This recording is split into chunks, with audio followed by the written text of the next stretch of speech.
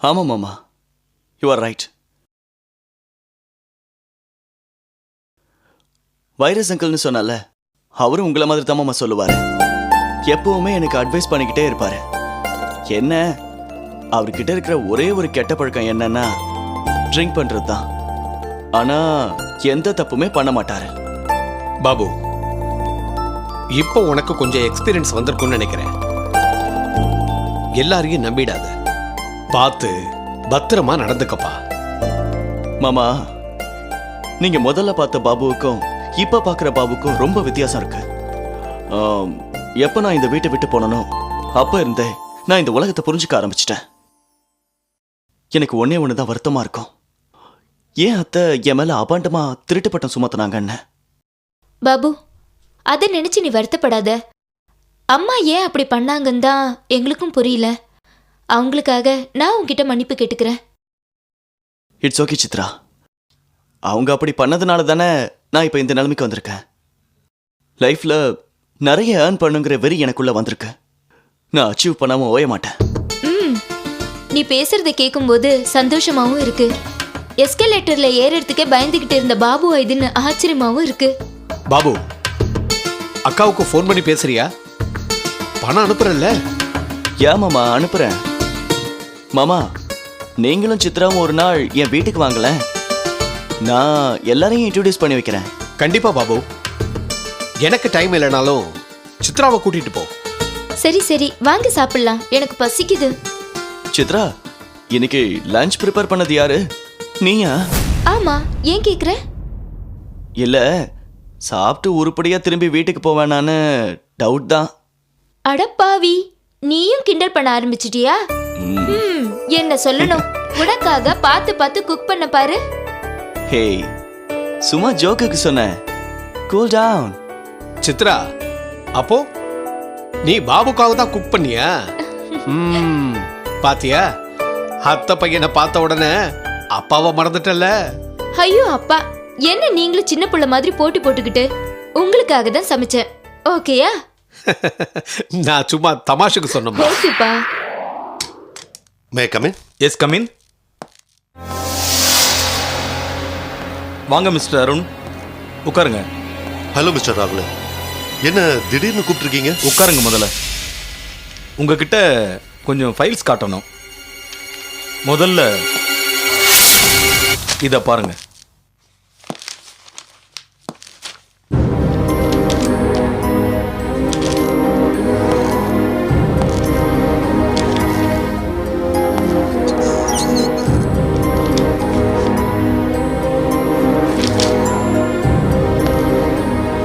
பாத்தீங்களா அருண், அத்தனை ஃபைல்ஸும் நம்ம பாஸ்கர் சம்பந்தப்பட்டது தான்.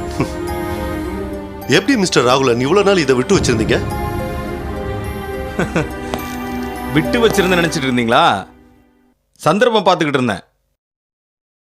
நம்ம பாஸ்கரோட முதலாவது திவசம் முடியும் முன்ன எப்படியாவது இந்த விடிஎம்மோட பிசினஸை பூண்டோட அழிக்கணும். என்ன சொல்றீங்க அருண்? உங்க ஃபீலிங்ஸ் எனக்கு நல்லாவே புரியுது மிஸ்டர் ராகுலன். சீக்கிரம் முடிச்சிடலாம், டோன்ட் வரி. ஆனா நீங்க கொஞ்சம் ஜாக்கிரதையா இருக்கணும். விடிஎம் நீங்க குறைவா எடை போடக்கூடாது. உண்மைதான் அருண். அதோட நீங்க இந்த ஃபைல்ஸை சீக்கிரமா அப்புறப்படுத்தணும். நிச்சயமா விடிஎம் தன்னோட ஆள் ஒருத்தரை இந்த ஆபீஸ்க்கு கொண்டு வராம இருக்க மாட்டான்.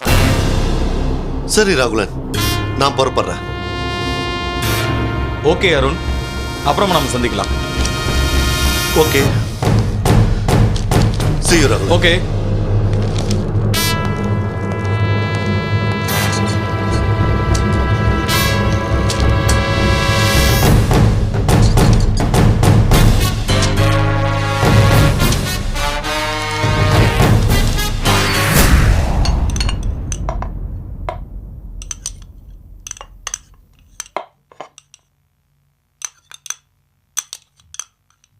சித்ரா, சும்மா சொல்லக்கூடாது, நிஜமாவே சூப்பரா இருக்கு. தமிழ்ல ஏதோ சொல்லுவாங்களே, இது சமைச்ச கைக்கு காப்பு படணும்னு. உன்னை கட்டிக்க போறவன் கொடுத்து வச்சவன். ஓ ஓவரா ஐஸ் வைக்காத, ஏற்கனவே குளிர் தாங்க முடியல. பிடி கொடுத்தே பேச மாட்டேங்கிறாளே, இவன் மனசுல என்ன இருக்குன்னு எப்படியாவது தெரிஞ்சுக்கணும். என்ன பண்ணலாம்? என்ன பாபு பிளேட்டை பார்த்து யோசிச்சுக்கிட்டு இருக்க? என்ன வைக்கட்டும் சொல்லு. போதும் போதும் போதும் சித்ரா. அப்பா உங்களுக்கு? எனக்கும் போதுமா.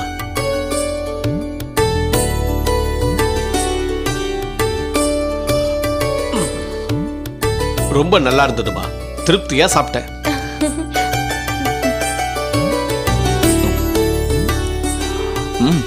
ரொம்ப நல்லா இருந்தது சித்ரா.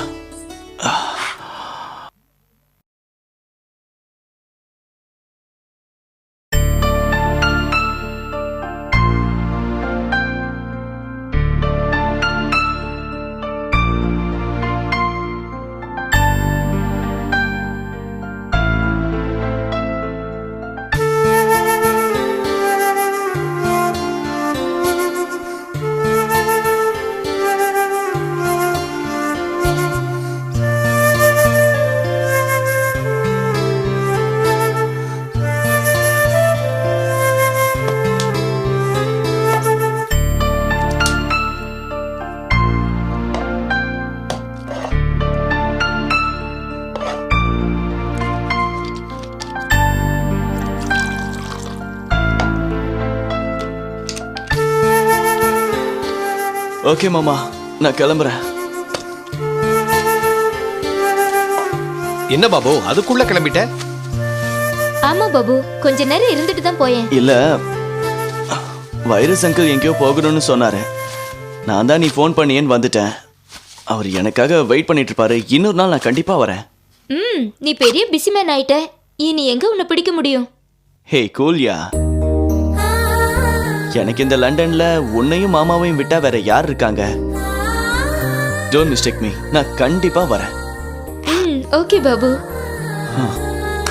சரி, போயிட்டு வரேன். வரேன் மாமா. பத்திரமா போயிட்டு வா.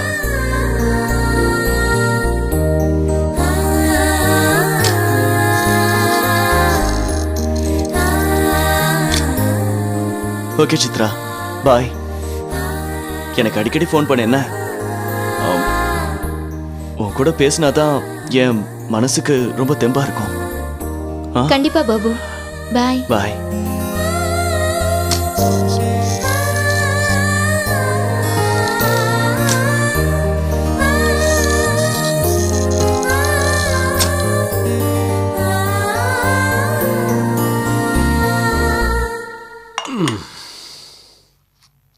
அப்பா, என்ன வெளியில கிளம்பிட்டீங்க போல இருக்கு? ஆமாம்மா, கொஞ்சம் இந்திரன் அங்கிள் வீட்டு வரைக்கும் போயிட்டு வந்துடுறேன். நீ பத்திரமா இருந்துக்க. சரிப்பா.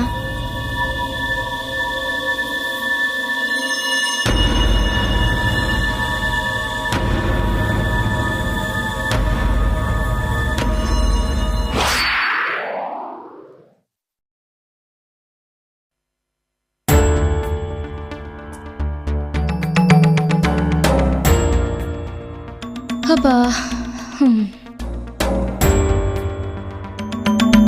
என்ன மீரா கப்பலே முழுகின மாதிரி உட்காந்துட்டு இருக்க? இத பாரு மீரா, வாழ்க்கையில எத்தனையோ பேருக்கு, அதான் மேரிட் கப்பல்ஸ்க்கு உன்னோட ஒப்பிட்டு பார்த்தா இதை விட மோசமான வாழ்க்கையில கூட அட்ஜஸ்ட் பண்ணிக்கிட்டு வாழ்க்கையை ஓட்டிட்டு இருக்காங்கப்பா. அதே 20%, அதுல 4% நம்ம தமிழ் கலாச்சாரத்தோட வாழ்க்கையை அட்ஜஸ்ட் பண்ணிக்கிட்டு வாழ்ந்துட்டு போறவங்க. முதலாவது குழந்தைகளுக்காக, ரெண்டாவது சமுதாயத்துக்காக, மூணாவது முக்கியமா பாதிக்கப்பட்ட குடும்பத்தினருக்காக.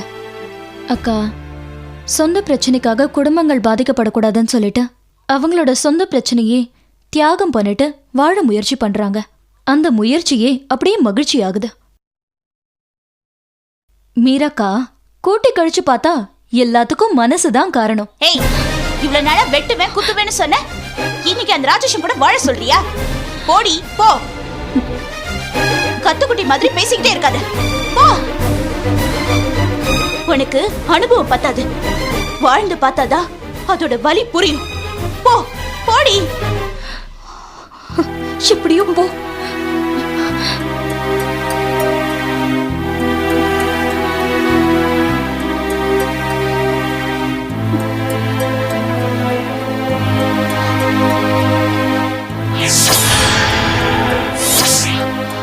அப்பா அம்மா வரட்டும், இதுக்கு ஒரு முடிவு கட்டுறேன். Passengers announcement. Due to the signal failure, all the train service cancelled from the station. Oh God. Passengers are kindly என்ன requested train to use ஸ்டாப்னு the announce alternate பண்றாங்க? transport service from outside இப்போ என்ன stations. பண்றது? Thank you. சரி, விசாரிச்சு பாப்போம். Passengers announcement. Due to the signal failure, all the train service cancelled from the station. Passengers are kindly requested to use the alternate transport service from outside stations. Thank you. Passengers announcement. Due to the signal failure, all the train service cancelled from the station. Passengers are kindly requested to use the alternate transport service from outside stations. Thank you. Passengers announcement. Due to the signal failure, all the train service cancelled from the station. Passengers are kindly requested to use the alternate transport service from outside stations. Thank you. இப்போ என்ன பண்றது? Train service இல்லைன்னு சொல்லிட்டாங்க. அப்பாவுக்கு phone பண்ணி வந்து கூட்டிட்டு போக சொல்லுவோம்.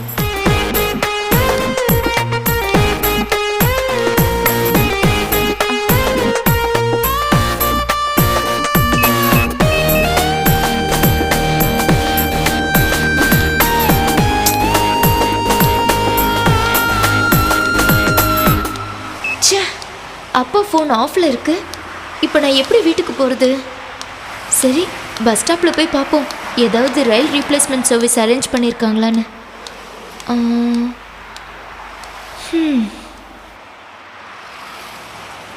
அப்படி ஒன்றும் இல்லையே, என்ன பண்ணுறது? சரி, மெயின் ரோட்டில் போய் பார்ப்போம்.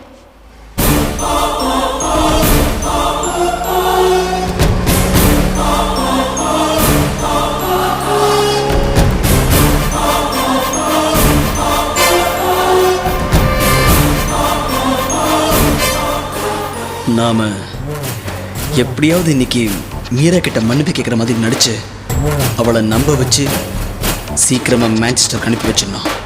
இல்லைன்னா அவள் தன் வேலையை கூட விட்டுட்டு அவங்க அம்மா வீட்டிலே தங்கிடுவான். அப்புறம் நான் ஸ்ருதி கூட பேசவே முடியாமல் போயிடும்.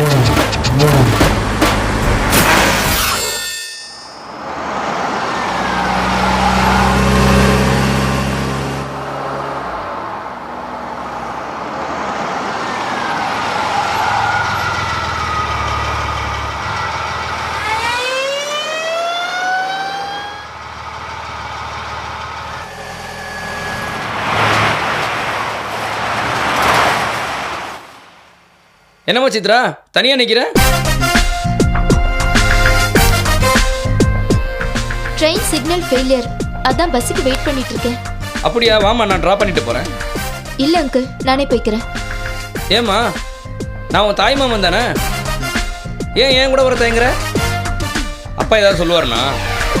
தெரியுது இல்லை, அப்புறம் எதுக்காக கேட்குறீங்க? நான் எப்படியாவது போய்க்கிறேன், நீங்கள் போங்க அங்கிள். சித்ரா, ஏம்மா நீ அப்பா பிள்ளையாவே இருக்கிற? கொஞ்சம் எங்கள் அக்கா பிள்ளையாவும் இருக்க பாருமா. அதானே பார்த்தேன், உங்கள் குடும்பத்துக்கே எங்கள் அப்பா குடும்பத்தை கண்டாலே ஆகாதே, நீங்கள் மட்டும் என்ன விதிவிலக்கா? சித்ரா ப்ளீஸ்மா, நீ என்ன புரிஞ்சுக்காம பேசாத. இப்போ என் கூட வரதுனால என்ன குறைஞ்சிட போகுது? என்ன உன் மாமா நினச்சி வர வேண்டாம், ஒரு கேப் டிரைவர் நினச்சவது வா. மாமா இவ்வளோ உருக்கமாக கூப்பிடுறாரு, அப்பா ஃபோன் வேற ஆஃபில் இருக்கு. பேசாமல் மாமா கூட வீட்டுக்கு போயிட்டு அப்புறம் அம்மாவுக்கு ஃபோன் பண்ணி சொல்ல வேண்டியதுதான். என்னம்மா நான் இவ்வளோ தூரம் சொல்கிறேன், இன்னமும் என் கூட வரமாட்டியா? ஓகே மாமா, இவ்வளோ தூரம் நீங்கள் உருக்கமாக கூப்பிடுறதால வரேன்.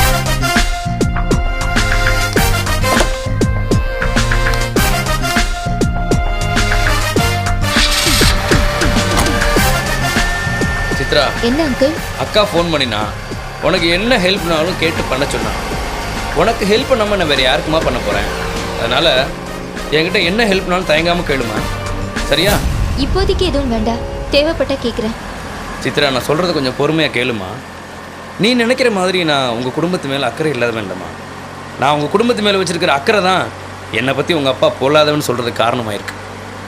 என்ன அங்கிள் சொல்கிறீங்க? ஆமாம்மா, நான் ரவுடி தான், ஆனால் மனசாட்சி இல்லாதவன் இல்லை. எனக்கு அக்கான்னா உயிர். அவள் வாழ்க்கையில் நான் அக்கறை எடுக்கிறது தான் உங்கள் அப்பாவுக்கு பிடிக்கல. அங்கிள், எங்க அப்பாவுக்கு உங்களை பிடிக்காம இல்ல, நீங்க பண்ற இந்த ரவுடிசம் தான் பிடிக்கல. நீ உங்கள் அப்பாவோட பாயிண்ட் ஆஃப் வியூல இருந்து தான் பார்க்குற. நீ நினைக்கிற மாதிரி உங்கள் அப்பாவும் அவ்வளோ பர்ஃபெக்டானவர் கிடையாது.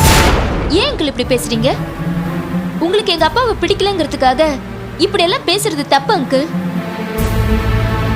எனக்கு என்னம்மா உங்கள் அப்பா மேலே கோபம் சொல்லு. உங்கள் அம்மாவை கல்யாணம் பண்ண காலத்துலேருந்து நான் தான் எல்லா நல்லது கெட்டதுக்கும் ஹெல்ப் பண்ணியிருக்கேன். அதில் சில மிஸ் அண்டர்ஸ்டாண்டிங், அதனால தான் உங்கள் அப்பாவுக்கு என்ன பிடிக்கிறது இல்லை. சமீபத்துல கூட அம்மா உங்ககிட்ட அப்பா விஷயமா ஹெல்ப் கேட்டாங்கல்ல? அந்த விஷயத்துல அம்மா தானே அப்பாவை தப்பா நினைச்சாங்க? அக்கா ஏதோ மாமா சொன்னது கேட்டு சமாதானம் ஆயிட்டாங்க. ஆனால் எனக்கு என்னமோ மாமா கிட்ட ஏதோ தப்பு இருக்கிற மாதிரி தான் தோணுது. ஏன் அங்கிள் அப்படி சொல்றீங்க? சித்ரா, நான் நாளும் தெரிஞ்சவம்மா. உங்கள் அப்பாவோட ஃபுல் ஹிஸ்ட்ரியும் எனக்கு மட்டும்தாம்மா தெரியும். ஏன் எங்கள் அக்காவுக்கு தெரியாத பல விஷயங்கள் எனக்கு தெரியும். அதனால தான் உங்கள் அப்பாவோட ஒவ்வொரு அசைவையும் என்னால் சொல்ல முடியும். அவருக்கு நான் உங்கள் குடும்ப விஷயங்களில் தலையிடுறது அவ்வளோவா பிடிக்காது. அப்படி இருந்தும் நான் மறைமுகமாக அக்காவுக்கு தேவையான ஹெல்ப்பை பண்ணிக்கிட்டு தான் இருக்கேன். அப்படி என்ன அப்பாவை பத்தி யாருக்கும் தெரியாத விஷயம் உங்களுக்கு தெரியும்? சொல்லுங்க அங்கிள். சித்ரா, இதெல்லாம் தெரிஞ்சுக்கிறதுக்கு உனக்கு இப்போ வயசு பத்தாதுமா. டைம் வரும்போது நானே உங்கள்கிட்ட அதை சொல்கிறேம்மா. அது வரைக்கும் இதை கேட்காதம்மா ப்ளீஸ். என்னமோ அங்கிள், நீங்க ஏதோ சொல்றீங்க. உண்மை என்னைக்காவது வெளியே வந்து தானே ஆகணும். அதைத்தனமா நானும் சொல்கிறேன். உனக்கு எல்லா உண்மைகளும் தெரிகிற காலம் வரும். அப்போ உனக்கு இந்த மோகன் அங்கிள் நல்லவரா கெட்டவரான்னு புரியும். நான் எப்பவுமே உங்களை பத்தி தப்பா நினைச்சது கிடையாது. அப்பா சொல்ல மீறி நான் எப்படி உங்க கூட பேச முடியும் சொல்லுங்க? அது சரிதாம்மா, நீ தான் என் கூட பேசுறதில்ல. ஆனால் நான் உன்னை எப்பவும் என்னோட பொண்ணாக தான் நினைக்கிறேன். உனக்கு ஒன்றுனா என்னால் தாங்கிக்க முடியாதும்மா. எனக்கு புரியுது. ஆனா நான் என்ன பண்றது? இப்போ கூட அப்பாவுக்கு நான் உங்க கூட வந்தது தெரிஞ்சா அவ்வளோதான். அதெல்லாம் பார்த்துக்கலாம்மா. சரி, உங்கள் அப்பா வீட்டுக்கு வர டைம் ஆச்சே. நான் ட்ரெயின் இல்லைன்னு அப்பாவுக்கு ஃபோன் பண்ணேன். ஆனால் அவர் ஃபோன் ஆஃப்ல இருந்துச்சு. என்னமோ தெரியல, அப்பா இப்பெல்லாம் ஆஃபீஸ் முடிஞ்ச டைமுக்கு வரதில்லை. என்னம்மா சொல்கிற? ஆஃபீஸில் ஏதாவது ஓவர் டைமா? அப்படியெல்லாம் இல்லை அங்கிள். நான் நினைக்கிறேன் அவருக்கு ஏதோ மன கஷ்டம், அதனால தான் அவர் இப்படி நடந்துக்கிறாருன்னு. அப்படி என்னம்மா அவருக்கு மன கஷ்டம்? உங்கள் அம்மாவும் வீட்டில் இல்லையே. ஒருவேளை அம்மா பாபு விஷயத்தில் ரொம்ப கடுமையாக நடந்துக்கிட்டதை பற்றி கவலைப்படுறாரோ என்னமோ. ஏம்மா, அது நடந்து எவ்வளோ நாளாச்சு?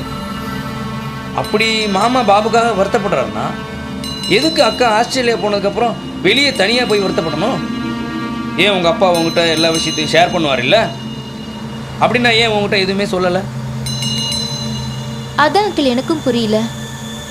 ஆனால் அப்பா ஏதோ டிப்ரெஷனில் இருக்கிறாருன்னு மட்டும் புரியுது. ஏன்னா அப்பா எப்போவுமே என்கிட்ட கோவமாக பேச மாட்டார். ஆனால் அன்னைக்கு ஏன்பா லேட்டுன்னு கேட்டதுக்கு என்னை நிம்மதியாக இருக்க விடுன்னு கத்திட்டு போயிட்டாரு. அதான் எனக்கு ஒன்றுமே புரியல. வீட்டில் வயசுக்கு வந்த பொண்ணை விட்டுட்டு அப்படி என்ன வேலை அவருக்கு? இதில் ஏதோ விஷயம் இருக்குது சித்ரா. நான் பார்த்துக்கிறேன், நீ எதுக்கும் கவலைப்படாத. கொஞ்ச நாளாகவே எங்கள் வீட்டில் ஒரே குழப்பமாக இருக்குது. எனக்கும் மனசுக்கு நிம்மதி இல்லை.